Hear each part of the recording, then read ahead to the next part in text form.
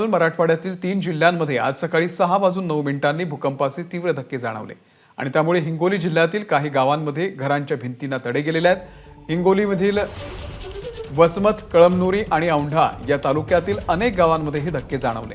त्यामुळे नागरिकांमध्ये सध्या प्रचंड भीतीचं वातावरण निर्माण झालेलं होतं।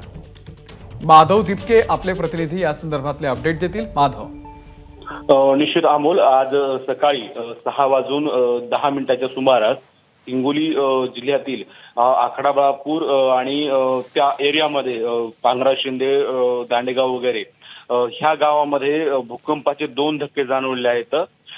साधारणतः 6:10 जाणवले या धक्क्यामध्ये या भूकंपाची जी तीव्रता आहे ती सुरुवातीला धक्का जाणवला त्याची तीव्रता 4.5 रिश्टर स्केल आहे। तर त्यानंतर जाणवलेल्या धक्क्याची तीव्रता 3.6 रिश्टर स्केल आहे। या दोन्ही धक्क्यांची नोंद करण्यात आलेली आहे अमोल।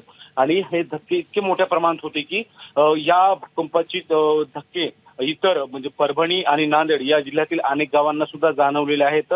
त्यामुळं हिंगोली जिल्ह्यातील जे ज्या गावांना भूकंपाचे धक्के जाणवले आहेत त्या गावातील नागरिक जे ते भयभीत झालेले आहेत अमोल।